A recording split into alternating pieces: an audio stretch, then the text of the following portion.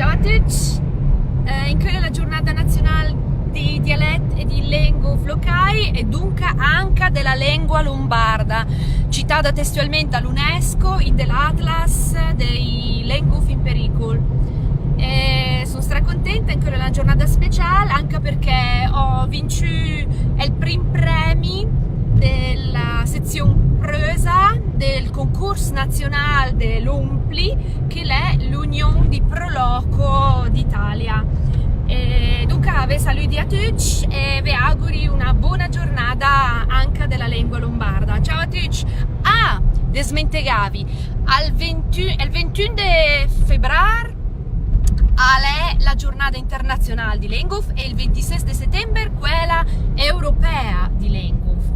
E naturalmente vi specie il 26 del mese perché fem la conferenza a Trezzi insulada. Ciao a tutti!